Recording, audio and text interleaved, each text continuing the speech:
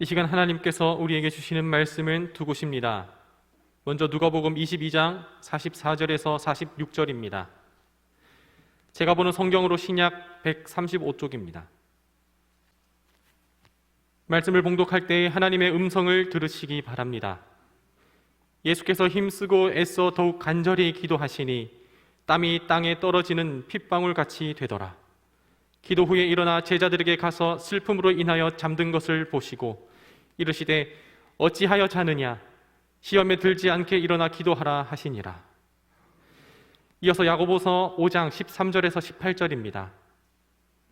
제가 보는 성경으로 신약 375쪽입니다. 너희 중에 고난당하는 자가 있느냐, 그는 기도할 것이요, 즐거워하는 자가 있느냐, 그는 찬송할지니라.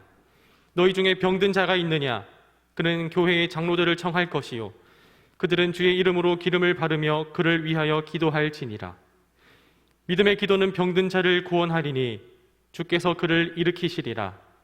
혹시 죄를 범하였을지라도 사하심을 받으리라. 그러므로 너희 죄를 서로 고백하며 병이 낫기를 위하여 서로 기도하라. 의인의 간구는 역사하는 힘이 큼이니라. 엘리야는 우리와 성정이 같은 사람이로되 그가 비가 오지 않기를 간절히 기도한즉 3년 6개월 동안 땅에 비가 오지 아니하고 다시 기도하니 하늘이 비를 주고 땅이 열매를 맺었느니라. 아멘. 우리가 50주년 500명 초청을 위해서 전도 축제 잔치를 지금 벌여나가고 있습니다. 주제는 사이다.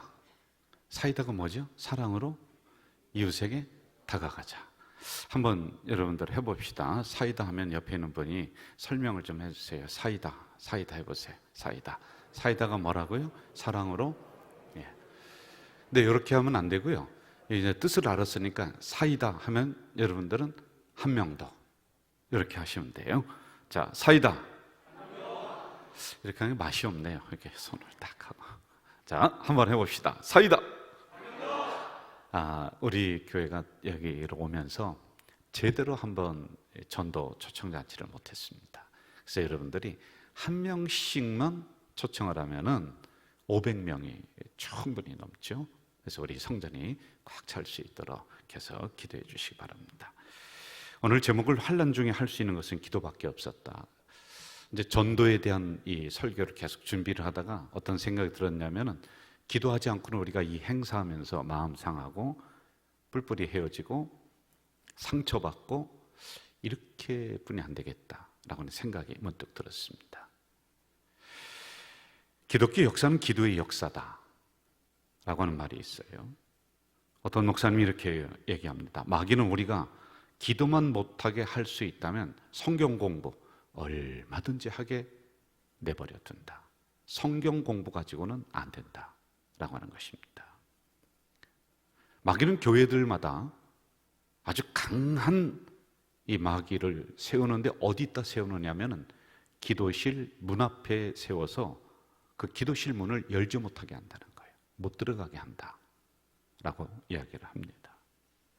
우리 교회도 구성전에 있을 때 여러분들이 건의를 많이 해주셨는데 목사님 기도실 좀 만들어주세요. 그래서 여러분 새로운 성전으로 오면서 가장 중요하다고 생각되어지는 저 십다가 종탑 밑으로 해서 작은 방 6개를 기도실로 만들었습니다. 그런데 생각만큼 성도들이 많이 이용하지는 않을 것 같습니다. 오륜교회를 담당하고 계신 김은호 목사님은 교회가 어렵고 성도들이 힘들어할 때마다 기도를 강조해서 그 위기를 넘었다. 1989년 상가 작은 곳에서 교회를 시작을 했습니다. 지금은 1만 명이 넘는 대형 교회로 성장을 했는데 그 모든 핵심은 어디에 있었느냐? 기도에 있었다. 이걸 경험을 해서 책을 하나 썼습니다. 무릎으로 승부하라. 기도에 대한 21가지 주제를 저기에 담아놓고 있습니다. 그리고 그것을 읽어가면서 함께 기도할 수 있도록 하는 아주 쉬운 그리고 유익한 책입니다. 다음과 같이 저 책을 한 문장으로 요약을 할 수가 있습니다. 기도 외에 회복의 길은 없다. 끈질긴 무릎 기도로 하나님 보좌 앞으로 나아가야지만이 된다. 우리 교회는 이번 가을 준비한 여러 가지 행사들이 있습니다. 뭐 코로나 때문에 우리가 정부 시책에 따라서 그대로 준행하느라고 제대로 예배도 잘 못 드렸고 뭐 행사도 못 했고 이 멋진 성전을 지어놓고 새로운 사람 초청하고 뭐 그런 것도 거의 하지를 못했습니다. 영적인 전환점, 승부처 다시 도약할 수 있느냐, 아니면 우리 교회가 여기에서 멈추고 주저앉느냐라고 하는 이러한 아주 중차대한 상황에 있습니다. 단지 프로그램 하나 하는 것으로 끝날 것이냐, 아니면은 진정한 회복과 부흥으로 우리가 나아가야지만이 되느냐라고 하는 이러한 상황에서 목사인 저부터 우리 권사님들, 장로님들, 안수 집사님들 기도하지 않고는 재정 낭비, 에너지 낭비 이게 돼버립니다. 이거 하다가 우리는 분란이 일어나 버립니다. 세상 프로그램으로 그냥 끝나버릴 가능성이 많이 있습니다. 그래서 다시 기도를 이 시점에 강조를 할 수밖에 없는 거예요. 목사인 저로서는요. 그리고 또 하나가 있습니다. 오늘 전염병 시대로 인해서 성도들의 삶의 현장에는 3중고, 4중고가 있어요. 고환율, 고금리, 고물가, 그리고 저성장. 성장이 안 돼요.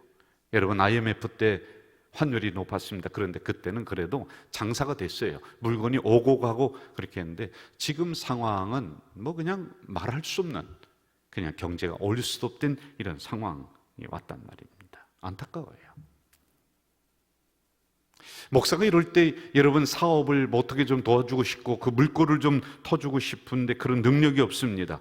저는 모릅니다. 못합니다. 그런데 한 가지 방법은 있습니다. 성경을 뒤져보니까요, 벼랑 끝에 서 있는 사람들이 이겨나갈 수 있는 방법 하나가 있었다. 그걸 제가 소개를 해드리려고 합니다. 많은 그리스도인들은 기도라고 하면은 우리가 예배 드릴 때 이 순서지 안에 있는 하나 정도로 생각을 합니다. 그리고 마음이 답답하고 힘들 때 하나님 앞에 나와서 하소연하는 그 정도로 생각을 하고 있습니다. 그런데 여러분, 그것보다 훨씬 더 중요하고 큰 것이 기도입니다. 성경에 쉬지 말고 성경 읽어라, 쉬지 말고 찬송하라, 그거 있습니까? 없습니까? 없어요. 그런데 쉬지 말고 기도하라, 이건 있습니다. 또 참 이상해요. 예수님이 그렇게 중요한 설교를 잘하는 방법을 성경에 넣어놓고 가르쳐 줄만 한데 그거 가르쳐 주지 않습니다. 그런데 무슨 가르쳐 주냐? 기도하는 방법은 가르쳐 주고 있습니다. 여러분, 우리가 이 예배당을 져놓고 이렇게 불러야지 되지 않습니까? 말씀의 집이다. 그런데 말씀의 집이라고 하지 않습니다. 무슨 집이다? 기도의 집이다. 이렇게 딱 명시를 해놓고 있단 말입니다. 오늘 본문은 특별히 두 가지의 문제를 주목을 하고 있습니다. 첫째, 시험 중에 기도하라. 누가복음 22장 46절, 이르시되 어찌하여 자느냐, 시험에 들지 않게 일어나 기도하라.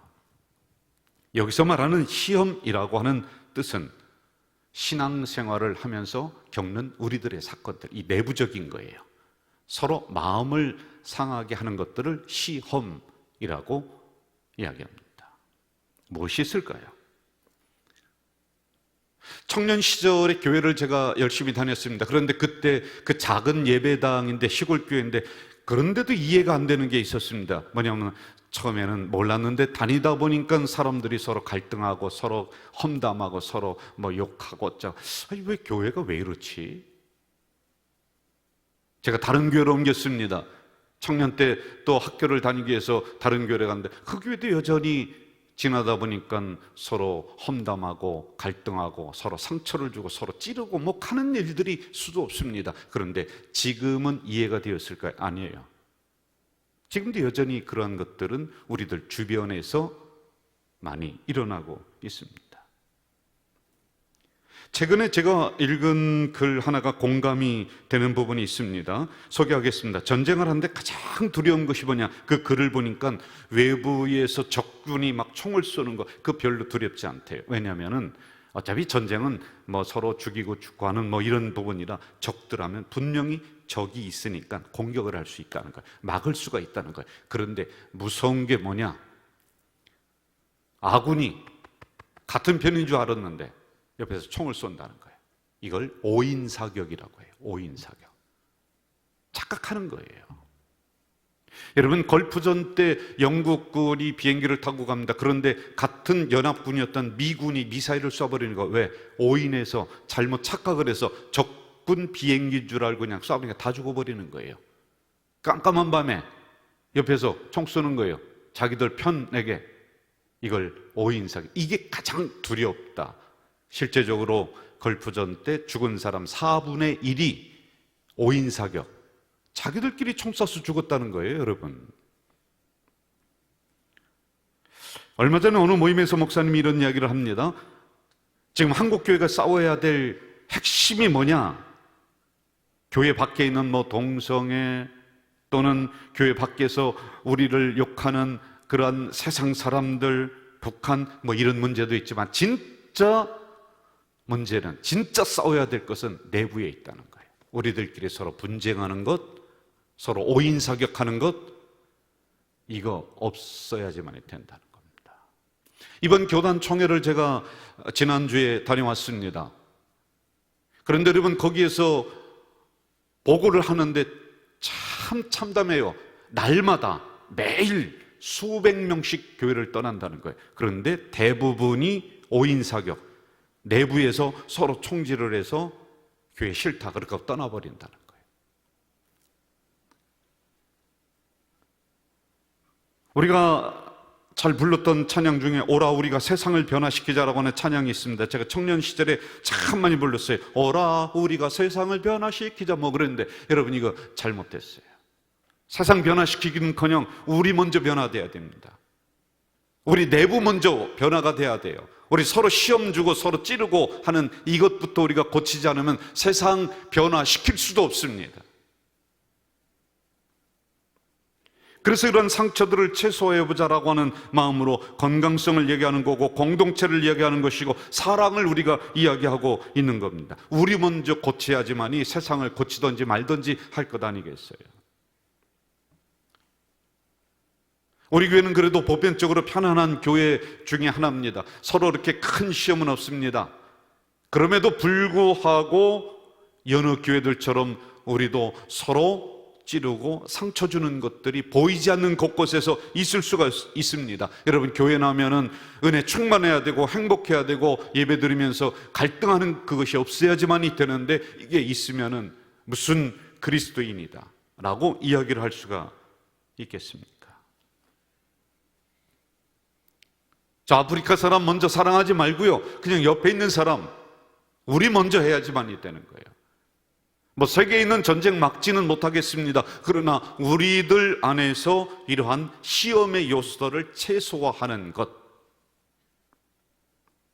어느 목사님이 은퇴를 하시면서 성도들에게 잘못한 것 5가지를 고백을 하면서 은퇴사에 이렇게 이야기한 것인데, 그 중에 하나가 뭔지 아세요? 그분이 이렇게 얘기합니다. 내가 지난 세월을 그 교회에서 여러분들과 목회하면서 돌아봤더니 본의 아니게 툭 던진 말, 지나가는 말, 가볍게 행동한 것 때문에 성도들이 많이 시험 들었겠다, 죄송합니다 라고 고백하는 그런 내용이 있었습니다. 우리 공동체에도 시험든 성도들이 곳곳에 있을 수 있습니다. 대부분 사람 때문이에요. 그것도 대부분 가까운 사람들입니다. 또는 목회자일 수도 있습니다. 여러분, 이렇게 시험 들어서 우리가 평생을 지날 수가 없습니다. 시험 들어서 서로 갈등하면서 그러다가 신앙생활을 끝마칠 수는 없습니다.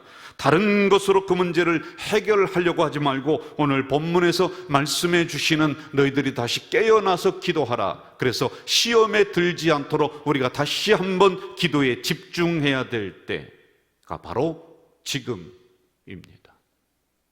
내부 분열 일어나면은 우리는 끝장입니다. 그러므로 시험든 성도들도, 그리고 시험 앞에 있는 성도들도 다시 한번 기도로 이 문제를 넘기를 주의 이름으로 축원합니다. 2번째, 고난 중에 기도하라. 야고보서 5장 13절 너희 중에 고난 당하는 자가 있느냐? 그는 기도할 것이요. 시험은 내부적인 문제라고 했습니다. 기도로 이겨야 됩니다. 그럼 고난이라고 하는 것은 외부에서 오는 어려움들, 이렇게 보면 됩니다. 야고보서가 쓰여졌던 당시의 상황은 제사장 그룹이 중심이 됩니다. 그리고 유대의 귀족들이 중심이 됩니다. 그들이 땅을 차지하고 있고 경제권을 붙잡고 있습니다. 가난한 사람들에게 땅을 경작시키고 돈 없으니까 돈을 꿔줍니다. 그런데 흉년 들었는데도 정해진 것 가져오라는 거예요. 그러면 어디 가져올 게 뭐가 있어요? 먹고 살 것도 없는데 돈을 꿔주고 고리 대금을 하는 거예요. 악덕 대금업자 1000%까지 이자를 받는 일이 있었다라고 기록이 됩니다. 대부분 할 것 없는 사람들은 먹고 살기 위해서 산속으로 들어갑니다. 왜? 산에는 그래도 직불에도 있고 모래도 있고 먹을 게 있어요. 근데 산에도 여러분 먹을 게 그렇게 넉넉하게 있는 게 아닙니다. 그러니까 자연스럽게 그 당시에 많은 사람들이 도둑으로 전락을 하고 말했습니다. 결국에는 힘없는 백성들에게 고스란히 그 무게가 전달이 되는 거예요. 너무 살기 힘들어요. 그런 와중에 기독교인들은 더합니다. 왜요? 사회적인 진출을 막아버렸어요. 어디 가서 장사를 할 수 없도록 그들이 이걸 다 막아버립니다. 사고 팔 수 있는 경제권이 없습니다. 이것을 야고보 목사님은 고난이라는 단어로 표현을 한 것이지요. 여러분, 오늘의 상황, 경제 너무 안 좋습니다. 사업체들마다 죽겠다고 아우성입니다. 고물가, 고환율, 고금리, 저성장, 그리고 경제가 안 돌아가요. 미국에서 기침 한 번 하면 한국은 그냥 깜으로 칩니다. 국가 채무가 1072조, 여러분들 개인적으로 빚 따지고 삽니다. 수백만 원, 수천만 원씩 우리 빚이 있습니다. 극복할 만한 힘이 없어요. 이것 때문에 외부적으로 다가오는 고난들이 수도 없습니다. 어떻게 할까요? 이 문제를요. 열왕기하 4장 1절 이하에 보면은 선지자 생도라고 하는 단어가 나오고 그 집안에 얽힌 이야기들이 등장을 합니다. 선지자 생도는 오늘로 얘기하면은 신학생, 교육전도사, 이 정도가 될 것 같습니다. 그런데 신학생이 죽었어요. 교육전사가 두 아들, 부인 남겨놓고 죽었어요. 거기다가 그냥 죽으면 괜찮은데 보니까 빚이 이만큼 있습니다. 갚을 길이 없습니다. 여러분, 신학생, 교육전도사면 하나님 열심히 잘 믿는 사람이에요. 여기서 말씀해 주는 것은 하나님 열심히 믿어도 고난은 온다. 경제적인 어려움은 온다. 안 피해가요. 체주가 찾아옵니다. 돈을 꿔준 사람이 찾아와서 돈 갚아라. 갚을 길이 어디 있습니까? 그러자 이 돈을 꿔준 사람이 그렇다면 두 아들 내놔라. 내 종으로 삼겠다. 빚 대신 이 두 아들 데려가려고 하는 이런 상황입니다. 여러분, 가난은 이처럼 무서운 거예요. 힘든 겁니다. 저희 할아버지는 배우시지 못했습니다. 농사만 지으신 분입니다. 그런데 이분이 늘 하시던 말씀이 남자는 돈이 있어야 힘이 있는 거다. 그래서 돈만 생기면 땅 사놓으시고 그거 가지고 우리 자녀들, 자손들이 다 농사 짓고 먹고 살고 그리고 학교 다 보내고 그래야 하셨습니다. 이렇게 또 얘기해요. 밥을 얻어먹더라도 네 주머니에 돈이 없으면은 밥맛이 안 나는 거야. 밥을 얻어먹더라도 돈이 있어야지 얻어먹는 맛이 난다는 거예요. 그때 몰랐습니다. 그런데 목사로서 살아보니까 목사인데도 불구하고 이 말이 맞는 것 같아요, 여러분. 경제적인 문제로 힘든 분들, 고난받는 분들이 수도 없이 있습니다. 다른 사람에게 꾼 빚 때문에 혹은 은행에 있는 또는 카드 때문에 사업을 하면서 이 채무 때문에 어려운 분들이 수도 없이 있습니다. 대부분이 이 문제에 다 걸려 있습니다. 그런데 여러분, 방법이 있습니다. 아직 포기하시면 안 됩니다. 신약 성경의 믿음에 대한 구절이 215개, 구원받아라, 구원받아라. 그 구절이 218개. 돈, 채무, 금전, 경제에 대한 구절이 2084개. 중요하다는 거예요. 그만큼 중요하다는 겁니다. 지금 두 아들을 내어줄 것이냐 아니면 이 빚을 갚기로 결단할 것이냐, 둘 중에 하나는 지금 해야지만이 되는 상황입니다. 1절 하반절, 이제 빚 준 사람이어서 나의 두 아이를 데려가 그의 종으로 삼고자 하나이다. 이 빚이 사실이에요. 너무 무거워요. 고난이 너무 심해요. 사랑하는 두 아들이 지금 종으로 팔려가게 되어 있는 상황입니다. 이 신학생의 아내, 교육전도사의 아내는 이 빚에 대한 심각성, 고난을 인정합니다. 이거 그대로 두면 해결될 문제가 아니다. 카드 돌려서 막는 거 그거 가지고 안 된다. 그런데 여러분, 해결할 기미가 안 보입니다.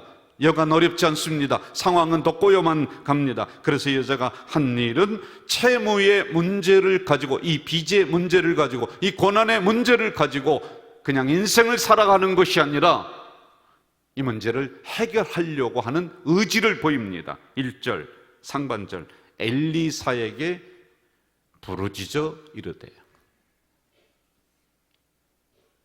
엘리사는 하나님의 종입니다. 하나님의 종에게 가서 빚 갚아주세요, 돈 꿔주세요, 여러분, 그게 아닙니다. 엘리사에게 부르짖었다는 것은 하나님에게 나의 채무의 문제를 내어놓고 나의 고난의 문제를 내어놓고 엎드려서 기도했다는 것입니다.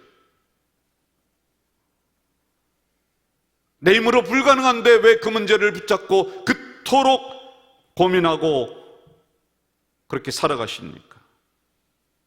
내 실수로, 내 경험 부족으로 가정의 경제적인 어려움 오고, 그리고 사업의 어려움 올 수 있습니다. 그런데 여러분, 이러한 문제를 그냥 육적으로만 가지고 있지 말고, 사업의 문제로만 가지고 있지 말고 영적인 문제로 가져오셔야지만이 됩니다. 잘 살아보려고 노력했잖아요. 빚을 안 지려고 노력했잖아요. 그런데 우리의 생각대로 안 되잖아요. 그래 빚지잖아요. 해도 안 될 때가 있습니다.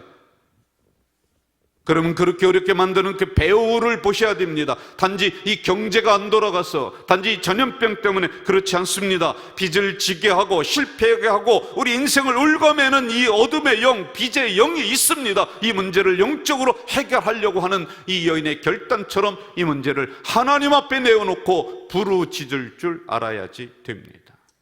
외부에서 오는 고난, 엎드려 기도하라는 것입니다.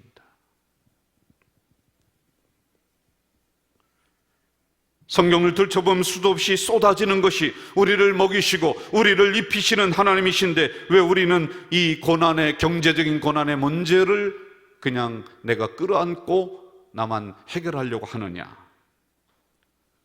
다른 문제, 여러분, 그렇게 열심히 기도하면서 왜 이 경제 고난 앞에서는 우리가 기도 안 합니까?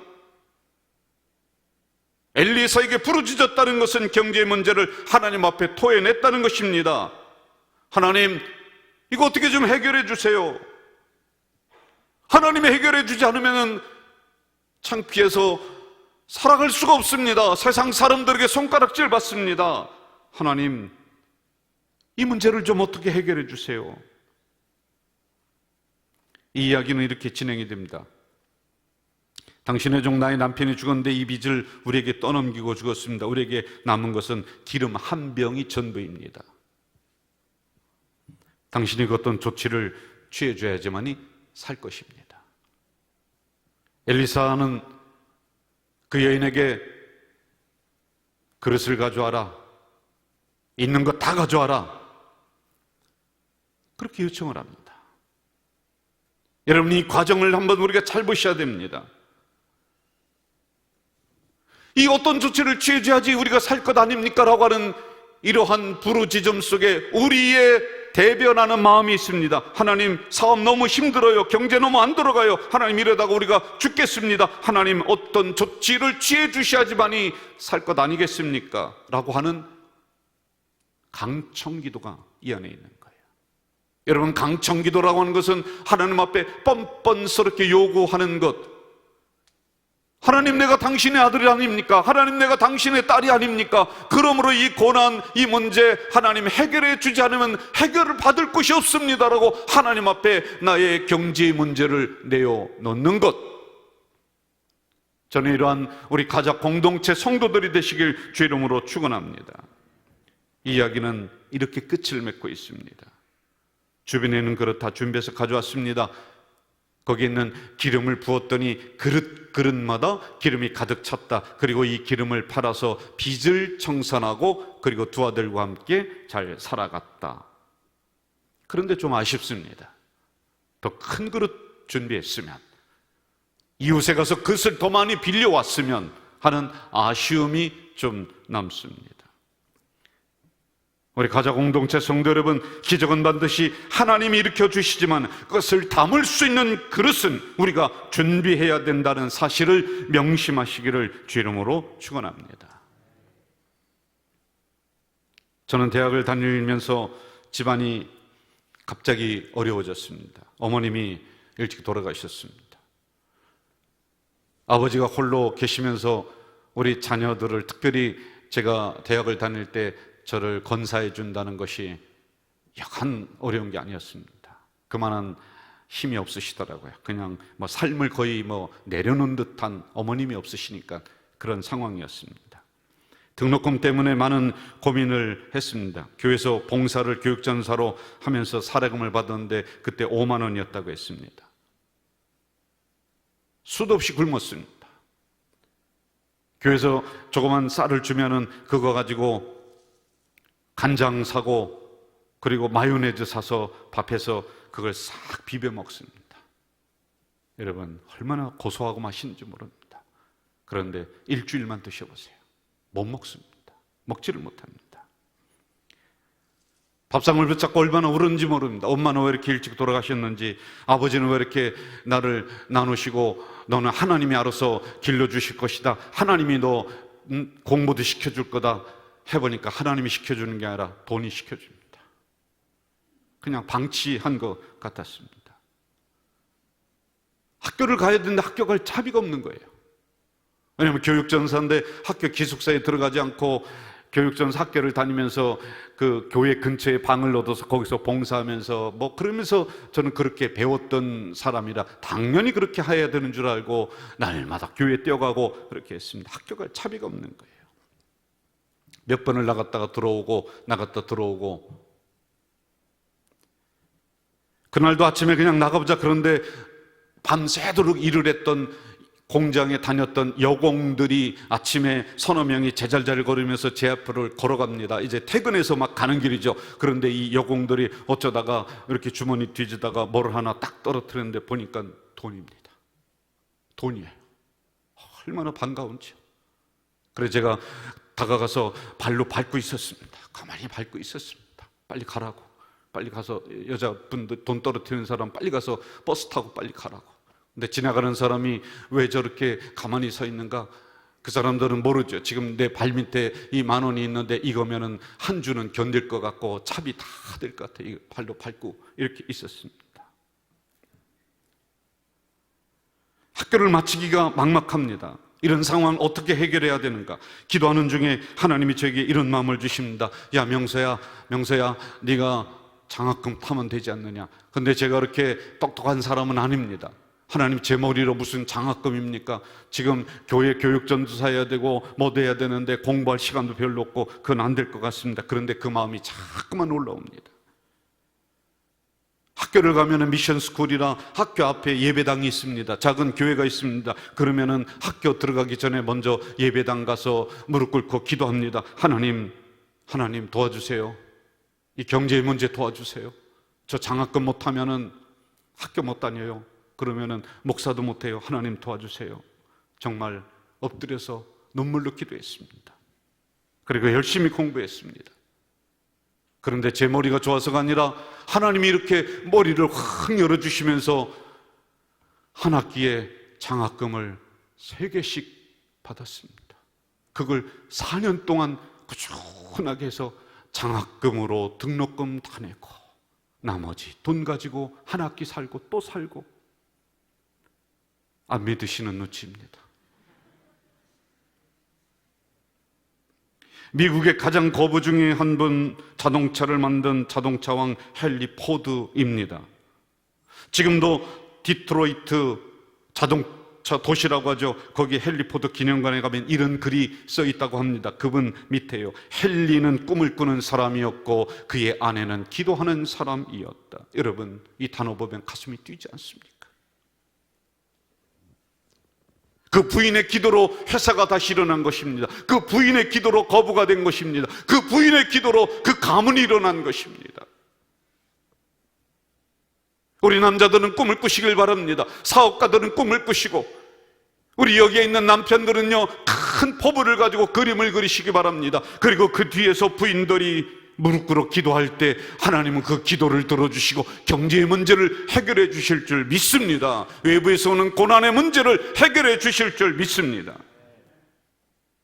유기성 목사님이라고 하는 분이 1시간 기도로 살기라고 하는 책을 쓰셨습니다. 그 책의 내용은 이렇습니다. 엄청난 문제를 겪으면서 시험에 들지 않는 사람도 있습니다. 안 무너지고 외상후 장애가 아닌 외상후 성장을 해버립니다. 그 차이는 어디서 올까요? 특별한 사람만 가능한 것일까요? 아닙니다. 당신도 지금 가능합니다. 좋은 음식을 먹느냐 먹지 않느냐의 차이처럼 선택의 차이지요. 그 비결은 평소에 꾸준한 기도. 미리 기도하는 거예요. 평소 기도 생활이 꾸준하게 생활을 했던 사람은 어려운 고비를 넘깁니다. 어느 날 하나님이 창조해 주신 여러 동물들 중에 이 조류인 새가 하나님 앞에 와서 불만을 토로합니다. 하나님, 다른 동물들은 다 특별한 무기를 줬습니다. 저 사자는 이빨도 주고 발톱도 주고 당나귀는 뒷발차기라는 뭐 그런 거라도 하나씩 줬는데 저는 아무것도 없습니다. 그러자 하나님이 빙그레 웃으면서 알았다. 그리하며 이 등 뒤에 날개를 2개를 큰 걸 달아주었습니다. 이 새는 날마다 등에 있는 이 날개를 쥐고 무겁게 걸어다니면서 아니 좋은 거 주신다더니 왜 이렇게 무거운 것만 주셨는가? 너무 무겁다. 그래서 하나님 앞에 가서 이렇게 요청을 합니다. 하나님, 이거 떼어주세요. 그러자 하나님이 얘야, 이거 사용하는 법을 알아야 돼. 가서 날개를 활짝 펴고 한번 공중을 날아봐. 그래도 이 새는 이걸 사용하지 않고 사용하는 방법도 모르고 잊어버렸습니다. 그냥 무겁고 힘들게 느껴졌습니다. 그러던 어느 날 천길 낭떠러지기로 자기를 모는 겁니다. 100m까지 삶의 현장에 몰려갔습니다. 그러자 이 새는 설마 하나님이 나를 저 낭떠러지기에 떨어지게 하시려고 구해주시겠지. 그런데 10m 앞까지 가는 겁니다. 그래도 나도 열심히 살았는데 나를 죽게 내버려 두시진 않겠지. 1m 앞에 아니겠지. 설마 하나님이 나를 여기서 딱 건져주시겠지. 그런데 하나님이 이 새를 그냥 낭떠러지기로 밀어버렸습니다. 이제 죽는구나. 새가 떨어지면서 자기도 모르게 날개를 쫙 펴버렸습니다. 그러자 창공을 날아가게 되었습니다. 여러분, 벼랑 끝으로 하나님은 여러분을 모십니다. 우리가 할 수 있는 것은 아무것도 없습니다. 그럴 때 여러분, 기도의 날개를 쫙 펴시기를 주의 이름으로 축원합니다. 우리 교회도 할 수 있는 거 아무것도 없습니다. 행사 가지고 안 됩니다. 여러분, 마지막으로 기도의 날개를 쫙 펴시기를 주의 이름으로 축원합니다. 시편 50편 15절 환난 날에 나를 부르라 내가 나를 건지리니 내가 나를 영화롭게 하리로다. 에레미야 33장 3절 너는 내게 부르짖으라 내가 내게 응답하겠고 내가 알지 못하는 크고 비밀한 일을 내게 보이리라. 할렐루야. 기도하겠습니다. 전능하신 아버지 하나님, 우리가 행사가 많이 있습니다. 엎드려 기도하지 않고는 행사하다가 마음 상하고 분쟁하고 상처받습니다. 우리가 같이 신앙생활하면서 시험들 때만이 있습니다. 인간적으로 해결하려고 하다가는 더 어렵습니다. 주님처럼 간절하게 엎드려 기도할 수 있도록 도와주시옵소서. 외부에서 오는 놀라운 시험들, 경제적인 고난들 얼마나 많이 있는지 모릅니다. 하나님, 이러한 경제 고난 앞에, 어려움 앞에 우리가 마지막으로 할 수 있는 것은 기도의 날개를 쫙 펼 수 있도록 도와주시옵소서. 예수님의 이름으로 기도하옵나이다. 아멘.